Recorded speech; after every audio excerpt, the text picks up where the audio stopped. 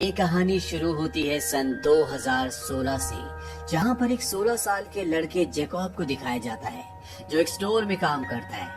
और जब उसके साथ काम करने वाली एक लेडी घर जा रही होती है तो वो जैकब को लिफ्ट देती है। और जब जैकब उसके साथ गाड़ी में होता है तो वो अपने दादाजी को कॉल करता है। उसके दादाजी जैकब को बोलते हैं कि तुम घर मत आना, यहाँ पर खतरा है। दरअसल जैकब को लगता है कि उसके दादाजी की अब दिमागी हालत खराब हो गई है।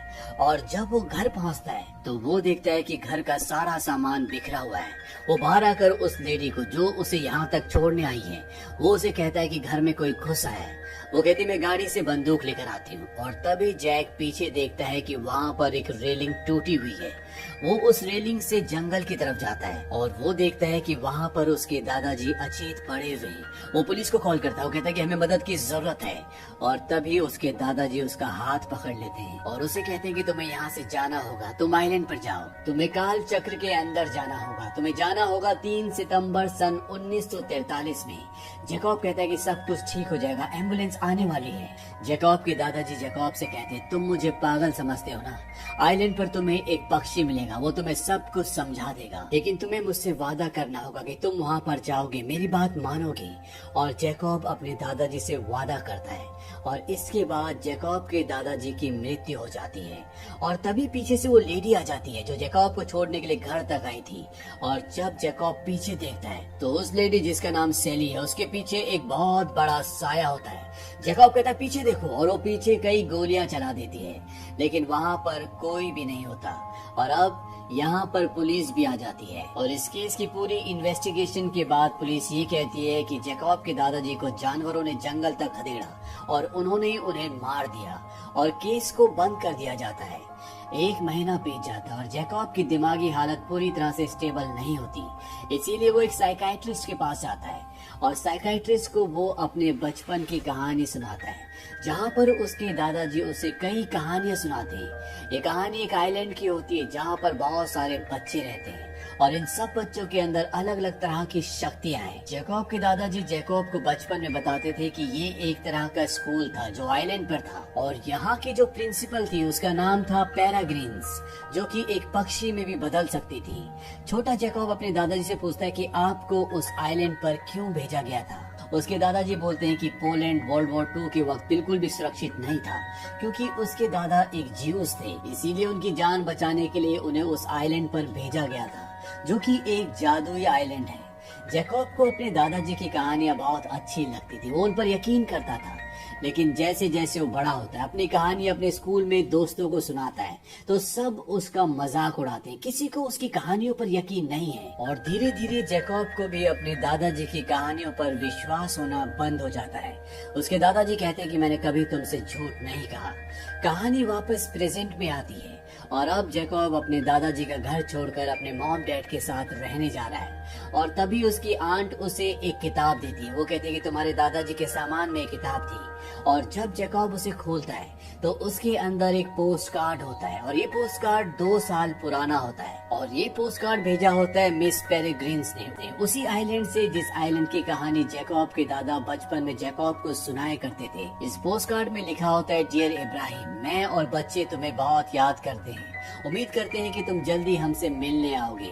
दरअसल इब्राहिम जैकब के दादाजी का नाम होता है। और ये पोस्ट कार्ड लेके जैकब अपने पेरेंट्स के साथ अपनी साइकाइट्रिस्ट के पास जाता है और वो कहता है कि शायद इस आइलैंड पर जाने के बाद मुझे पता चल सके कि दादाजी मुझे क्या कहना चाहते थे। और उसकी साइकाइट्रिस्ट भी कहते हैं कि तुम्हें उस आइलैंड पर एक बार जाना चाहिए ताकि तुम्हें सच का पता चल सके और तुम अपने ख्यालों की दुनिया से अपनी हकीकत की दुनिया में फर्क महसूस कर सको। इससे तुम्हारी दिमागी हालत पहले से बेहतर हो जाएगी। और जैकब के डैड उसे उस आइलैंड पर ले जाने के लिए तैयार हो जाते हैं, क्योंकि वो पक्षियों के ऊपर कोई किताब भी लिख रहे होते हैं और ऐसे ट्रिप में उन्हें अपनी किताब के लिए बहुत सारा डेटा, बहुत सारा मटेरियल मिल सकता है। और अब जैकब और उसके डैड शिप से उस आइलैंड की ओर बढ़ चलते हैं। और जब वो अपने शिप से जा रहे होते हैं तो उनके ऊपर एक पक्षी भी उड़ रहा होता है। जैकब के डैड उसे बोलते हैं कि वो देखो पेरेग्रिन फैल्कॉन। जैकब कहता है बिल्कुल दादाजी की कहानियों की तरह, जैसे दादाजी ने अपनी कहानियों में बताया था कि पेरेग्रिन्स नाम की उनकी जो प्रिंसिपल थी वो एक फैल्कॉन यानी कि एक बाज बन सकती थी। लेकिन जैकब यहाँ पर मजाक कर रहा होता है। अब वो उस आइलैंड पर पहुंच जाते हैं और जैकब उस बाल गृह में पहुंच जाता है जिसके बारे में उसके दादाजी ने उसे बचपन से कहानियां सुनाई होती हैं, और वो देखता है कि वो पूरी तरह से खंडर है। दरअसल जर्मनी ने इसे पूरी तरह से तबाह कर दिया होता है। जैकब निराश होकर वापस आ जाता है, लेकिन अगले दिन वहाँ वो दोबारा जाता है, और जब वो उस खंडर के अंदर, उस बाल गृह के अंदर जाता है, तो उसे ऐसा लगता है कि उसके आसपास और कोई भी है। और तभी उसे अपने सामने एक साया दिखता है जो उसे एब कहती है। दरअसल एब जैकब के दादाजी का नाम होता है। जैकब यहाँ से डरकर भागने लगता है और वो गिर जाता है, जिससे वो बेहोश हो जाता है। और जब उसे होश आता है तो उसके सामने कुछ लोग होते हैं, और ये सब वही होते हैं जिनकी कहानियां जैकब के दादाजी ने बचपन में उसे सुनाई थी। वो इन सब को देखकर हैरान होता है। वो कहता है, तुम सब मर चुके हो ना? वो कहते हैं कि नहीं, हम सब जिंदा हैं। दरअसल इन सब के अंदर सुपर नेचुरल पावर्स होती हैं। एक लड़का होता है जो पूरी तरह से गायब है, उसे तभी देखा जा सकता है जब उसने कपड़े पहने हो। एक लड़की इतनी हल्की होती है कि वो हवा में उड़ सकती है, इसीलिए वो लोहे के भारी भारी जूते पहनती है, और साथ ही साथ ये लड़की अपनी सांसों से हवा को कंट्रोल भी कर सकती है। यहाँ पर 2 बच्चे ऐसे भी होते हैं जो हमेशा नकाब पहन कर रखते हैं, क्योंकि ये इतने खतरनाक होते हैं कि अगर कोई इनकी आंखों में देख ले तो वो पत्थर का बन जाए। और एक सुनहरे बालों वाली लड़की जो किसी भी चीज को छूती है तो उस पर आग लग जाती है, इसीलिए वो हमेशा ग्लव्स पहन कर रखती है। एक बच्ची ऐसी होती है जिसके अंदर बहुत ताकत होती है, उसके अंदर 10 लोगों की ताकत है। एक बच्चा ऐसा होता है जिसके पेट के अंदर मधुमक्खियां रहती है, और एक लड़की ऐसी जिसके सिर के पीछे एक और मुंह होता है जिसमें बड़े बड़े दांत होते हैं। यहाँ पर एक बच्चे के अंदर ये भी शक्ति होती है कि वो अपने सपनों को दूसरों को दिखा सकता है, और एक बच्चा ऐसा जो मुर्दों को भी जिंदा कर सकता है। एक बच्ची ऐसी होती है जो किसी भी सब्जी को, फल, पेड़ को अपनी शक्ति से बड़ा कर सकती है। तो यहाँ पर जो भी बच्चे होते हैं इन सब के अंदर इसी तरह की अलग अलग शक्तियाँ होती है। और एब यानी कि जैकब के दादा को ये बात इसलिए पता होती है क्योंकि कभी वो भी इन्हीं बच्चों में से एक थे, यानी कि वो भी यहीं रहा करते थे, लेकिन किसी वजह से उन्हें यहाँ से जाना पड़ा। अब यहाँ पर जैकब उस लड़की से जिससे डर कर वो भागा था उससे पूछता है कि तुमने मुझे एब क्यों कहा? वो कहती है क्योंकि तुम बिल्कुल एब की तरह दिखते हो, जल्दी हमारे साथ चलो, कोई हमें देख ना ले, हमें काल चक्र में जाना होगा। मिस पेरेग्रिन्स ने हमें यहाँ तुम्हें लेने के लिए भेजा है क्योंकि उन्होंने तुम्हें पानी के शिप पर देख लिया था। दरअसल जैकब के पानी के शिप के ऊपर जो पक्षी था वो और कोई नहीं बल्कि मिस पेरेग्रिन्स थी। और अब ये सारे बच्चे जैकब को गुफा के अंदर ले जाते हैं। जैकब को कुछ भी समझ नहीं आता और वो गुफा से भाग जाता है, और वो वापस उसी गेस्ट हाउस में जाता है जहाँ पर वो अपने डैड के साथ रुका हुआ है। और जब वो ऊपर जा रहा होता है तो यहाँ का मैनेजर बोलता है कि तुम कहाँ जा रहे हो? वो कहता है कि मैं अपने कमरे में। यहाँ का जो मैनेजर होता है, जो अब बदल गया होता है क्योंकि जिस मैनेजर को जैकब जानता था वो कोई और था, वो कहता है ये तुम्हें क्या कोई गेस्ट हाउस दिखता है? और वो जैकब के पास आते हैं। वो कहते हैं हमें तो ये कोई जासूस लगता है। जैकब कहता है कि मैं एक टूरिस्ट हूँ, और वो उसे पकड़ लेते हैं। वो कहते हैं जब इसे 2 फटके लगेंगे अपने आप ही सब कुछ सच बोल देगा। और तभी यहाँ पर हवा में गिलास, प्लेट्स अपने आप ही इधर उधर गिरना शुरू हो जाती है। ऐसा लगता है कोई इन्हें फेंक रहा है, लेकिन कोई भी दिख नहीं रहा होता। और यहाँ पर सुनहरे बालों वाली लड़की आती है, वो जैकब को बोलती है चलो मेरे साथ, और वो उसे अपने साथ बाहर ले जाती है। और जाने से पहले वो दरवाजे पर हाथ लगाती है जिससे दरवाजे में आग लग जाती है। और इससे पहले कि लोग इन्हें पकड़ते हैं, घोड़ा गाड़ी में यहाँ से निकल जाते हैं, जहाँ पर सुनहरे बालों वाली लड़की और वो लड़की जो हवा से भी हल्की है वो दोनों होती है। जैकब उन्हें कहता है कि तुम सब असली हो, यानी कि वो कहानी सच थी और मेरे अंदर भी शक्तियां हैं, इसीलिए वहाँ बार में चीजें अपने आप ही इधर उधर उड़ रही थी। तभी एक आवाज आती है, वो आवाज कहती है कि वो मैं था। दरअसल यहाँ पर वो लड़का भी होता है जो बिना कपड़ों के किसी को भी दिख नहीं सकता, और इसके बाद वो अपने कपड़े पहन लेता है। जैकब को यहाँ पता चलता है कि वो सन 2016 में नहीं है, बल्कि आज तारीख है 3 सितंबर सन 1943, यानी कि वो टाइम ट्रेवल के थ्रू पास्ट में आ चुका है। इसीलिए जिस गेस्ट हाउस में रुका था वो गेस्ट हाउस नहीं है, बल्कि वो एक बार है। अब जैकब को मिस पेरेग्रिन्स के पास ले जाया जाता है, जो सब बच्चों की गार्डियन है, जो सब बच्चों का ध्यान रखती है, और वो जैकब को सब बच्चों से मिलवाती है। और यहाँ पर जो लड़की होती एमा, जो हवा से भी हल्की है, वो कभी जैकब के दादा अब्राहम यानी कि एब से प्यार किया करती थी। लेकिन इसके बाद किसी वजह से वो यहाँ से चले गए और धीरे धीरे उन्होंने एमा के खतों का जवाब देना भी बंद कर दिया, क्योंकि उनकी शादी हो चुकी थी और एमा का इससे दिल टूट चुका था। पर एमा का नेचर बहुत अच्छा होता है, इसीलिए जैकब से बहुत अच्छे से बात करती है। यहाँ पर एक लड़का होता है जो मुर्दों को जिंदा कर सकता है, जिसका नाम एनोच है। वो जैकब को बिल्कुल भी पसंद नहीं करता और इसकी वजह ये होती है कि उसके दादाजी इस जगह को छोड़कर चले गए थे, इसीलिए वो नहीं चाहता कि जैकब यहाँ पर रहे। ये सब एक साथ मिलकर डिनर करते हैं और डिनर के बाद जब जैकब यहाँ से अपनी दुनिया में वापस जा रहा होता है, तभी एक बच्चा बोलता है, क्यों ना तुम भी उस चीज को देख कर जाओ कि कैसे हम एक दिन को दोबारा से शुरू करते हैं।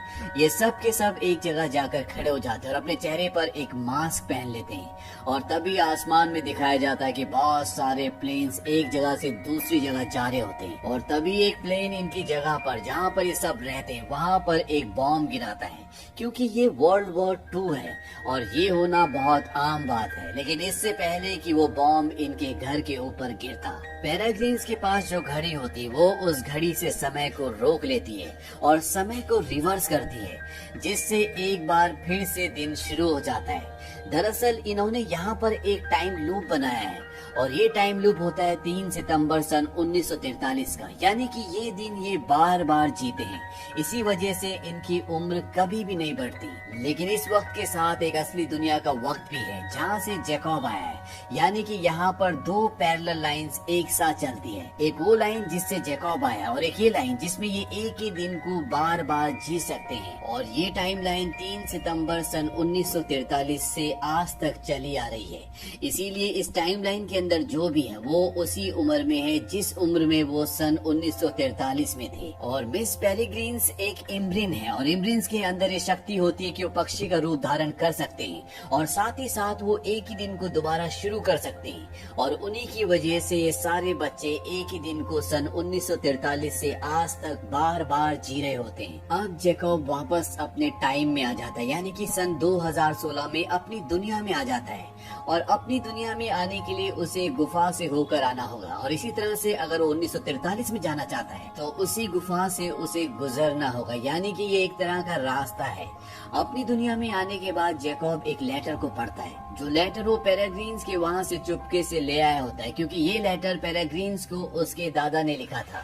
और वो इस लेटर को पढ़ना शुरू करता है और उस लेटर में लिखा रहता है कि मुझे पता चला है कि मिस्टर बैरोन के कुछ लोग इंग्लैंड में देखे गए हैं, जहाँ पर मिस एवोसेट का टाइम लूप है। यानी कि जिस तरह से टाइम लूप यहाँ पर है, इसी तरह से एक और टाइम लूप इंग्लैंड में है। और जैकब के दादा ने ये लिखा होता है कि आप उन्हें आगाह कर दें और उन्हें ये भी कहें कि एक नया काल चक्र बना लें जो कि सुरक्षित हो, यानी कि एक नया टाइम लूप बना लें। और अगले दिन जैकब इस लेटर को लेकर वापस उसी टाइम लूप में जाता है, यानी कि सन 1943 में। और वो मिस पेरेग्रिन्स को बताता है कि अगर मेरे दादाजी का खतरनाक लोगों से कोई वास्ता था तो मुझे ये बात पुलिस को बतानी पड़ेगी, क्योंकि उनकी हत्या हुई है। ये बात पेरेग्रिन्स को नहीं पता होती, लेकिन फिलहाल मिस पेरेग्रिन्स उसे कुछ भी नहीं बताती। और इसके बाद वो एमा के पास जाता और एमा उसे एक जगह ले जाती है जहाँ पर मिस पेरेग्रिन्स एक बहुत बड़े जानवर को, यानी कि मॉन्स्टर को मारने के लिए तैयार होती है, क्योंकि ये दिन बार बार शुरू होता है और उन्हें पता होता है कि वो इस वक्त इस जगह पर आएगा और वो उस मॉन्स्टर को मार गिराती है। और ये सब कुछ जैकब देख रहा होता है और एमा से कहती है, तुम उस मॉन्स्टर को देख सकते हो ना? जैकब कहता है कि हाँ। एमा से बताती है कि तुम्हारे अलावा उसे कोई भी नहीं देख सकता और यही शक्ति तुम्हारे दादाजी के अंदर भी थी। जैकब कहता है कि मेरे अंदर कोई शक्ति नहीं, मैं तो एक आम इंसान हूँ।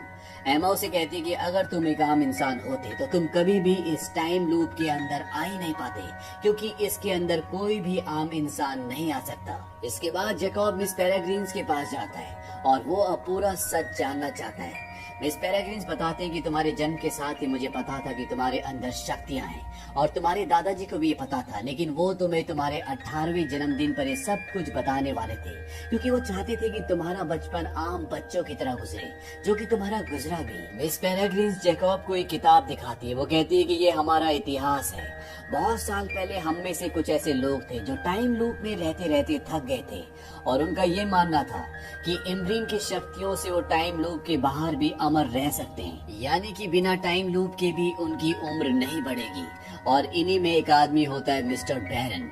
मिस्टर बैरन और उनके चमचों ने एक इम्ब्रिन को पकड़ लिया क्योंकि वो उसकी शक्तियों का इस्तेमाल करना चाहते थे, वो अमर होना चाहते थे। लेकिन जब उन्होंने इम्ब्रिन पक्षी के साथ एक्सपेरिमेंट किया तो इसका असर उन पर बहुत बुरा पड़ा। वो सब के सब अदृश्य मॉन्स्टर में बदल गए और बैरन ने कुछ सालों बाद इसके असर को खत्म करने का तरीका ढूंढ लिया। उसे पता चला कि जिन बच्चों के अंदर शक्तियां होती है, अगर वो उन बच्चों की आंखें खा ले तो वो दोबारा से इंसानियत प्राप्त कर सकता है, यानी कि वो दोबारा से इंसान बन जाएगा। इसीलिए बैरन ने अपने लोगों के साथ कई टाइम लूप्स पर हमला किया जहां पर वो बच्चे रहते थे जिनके अंदर शक्तियां थी। उसने उनकी आंखें खाई और इसके बाद वो एक बार फिर से इंसान बन गया। लेकिन बैरन अब भी टाइम लूप्स पर हमला करता है क्योंकि वो अपने दोस्तों की मदद करना चाहता है। अब जिस तरह से मिस पेरेग्रिन्स एक इम्ब्रिन है, इसी तरह से दुनिया में बहुत सारे इम्ब्रिन्स हैं जिनके अपने अपने टाइम लूप्स हैं और उनके साथ कई बच्चे रहते हैं। एक इम्ब्रिन यहाँ पर भाग के आई होती जिसका नाम होता है एवोसिट, और एवोसिट मिस पेरेग्रिन्स को बताती है कि उन हॉलोज ने, उन अदृश्य दैत्यों ने जो बच्चों की आंखें खाते हैं, मेरे टाइम लूप को ढूंढ लिया।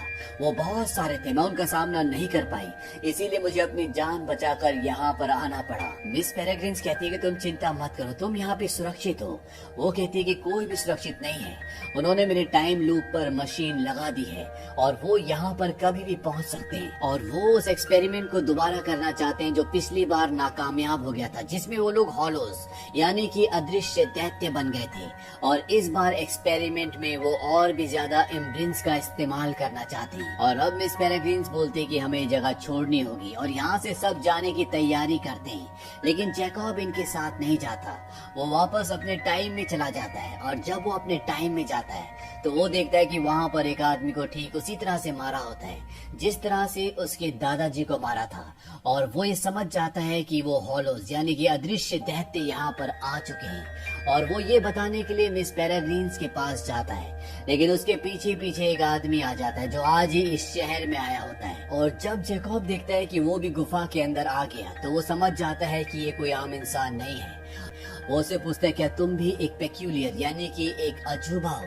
वो कहता है कि हाँ, मैं कब से तुम्हारा पीछा कर रहा हूँ। और तभी उसका रूप बदल जाता है। दरअसल जैकब की साइकाइट्रिस्ट जो होती है वो यही इंसान होता है और ये और कोई नहीं बल्कि बैरन होता है। और बैरन जैकब को बंदी बनाकर मिस पेरेग्रिन्स के पास ले जाता है और वो उन्हें कहता है कि तुम्हें अपने आप को मेरे हवाले करना होगा, नहीं तो मैं जैकब को मार दूंगा। और अब मिस पेरेग्रिन्स मजबूर है क्योंकि अदृश्य दैत्य को यानी कि हॉलोज को सिर्फ और सिर्फ जैकब देख सकता है, इसीलिए उसकी जान बहुत कीमती है। और वो अपने आप को बैरन के हवाले करने से पहले जैकब को कहती है सारे बच्चों की जिम्मेदारी तुम्हारे पास है। और इसके बाद वो पंछी बन के पिंजरे में कैद हो जाती है। अब यहाँ पर जो दूसरी इम्ग्रिन्स होती है वो सारे बच्चों को एक कमरे में ले जाती है, लेकिन उसे भी हॉलो यानी कि वो दैत्य जो दिखता नहीं है वो अपने कब्जे में ले लेता है, यानी कि उसे भी पकड़ लिया गया है।